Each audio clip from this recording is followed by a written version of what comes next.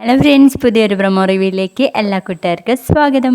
അങ്ങനെ വല്യപ്പച്ചനും അലീനയും കൂടെ തോട്ടത്തിലൊക്കെ നടന്നിങ്ങനെ സംസാരിക്കുന്ന നേരത്ത് ആ കഴക്കൂട്ടത്തുള്ള അനാഥാലയത്തെക്കുറിച്ച് ഇങ്ങനെ പറയാണ്. അന്നേരം ബ്രിജിത്ത മമ്മിയെ കുറിച്ച് പറയുമ്പോഴേക്കും അലീന അങ്ങ് കരഞ്ഞു പോവാണ്. എന്നിട്ട് പറയും, ബ്രിജിത്ത മമ്മി എന്നെ എടുത്ത് മടിയിൽ വെച്ചിട്ട് പറയും, ദൈവത്തിന് ഏറ്റവും ഇഷ്ടമുള്ള കുഞ്ഞുങ്ങൾക്ക് ദൈവം തന്നെയാണ് അച്ഛൻ എന്നൊക്കെ പറയുമ്പോൾ നമ്മുടെ വല്യപ്പച്ചനും അതൊരു സങ്കടാവാണ്. അങ്ങനെ അവര് വരുന്നത് നോക്കി നിൽക്കാണ് ആൻ്റപ്പനും പൗലോസും കേട്ടോ. അന്നേരം ഇവരൊക്കെ വിറപ്പിച്ചുകൊണ്ടിരുന്ന വല്യപ്പച്ചൻ അലീനയുടെ തോളിൽ കൈയിട്ട് ഇങ്ങനെ വരുവാണ്. അത് കാണുമ്പോൾ നമ്മുടെ ആൻ്റപ്പൻ പറയുന്നുണ്ട്, ആ പെണ്ണിന് എന്തോ ഒരു മായാജാലം ഉണ്ട്, അല്ലാതെ കുട്ടിച്ചൻ ഇത്ര വേഗം അവളുടെ വല വീഴോ എന്ന്.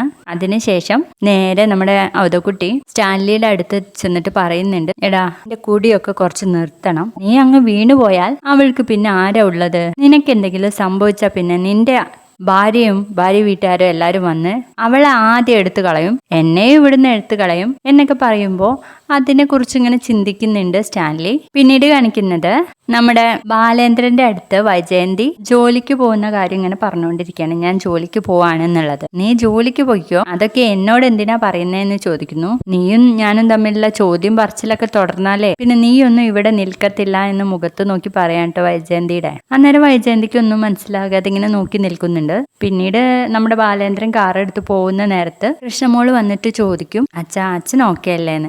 ഞാൻ ഓക്കെ ആണോ, നിനക്ക് കണ്ടിട്ട് എന്താ തോന്നുന്നതെന്ന് ചോദിച്ചിട്ട് നമ്മുടെ ബാലേന്ദ്രൻ അങ്ങ് പോകുക കേട്ടോ. അത്രയും കാണിച്ചുകൊണ്ടാണ് ഇന്നത്തെ പ്രൊമോ ഉണ്ടായിരുന്നത്.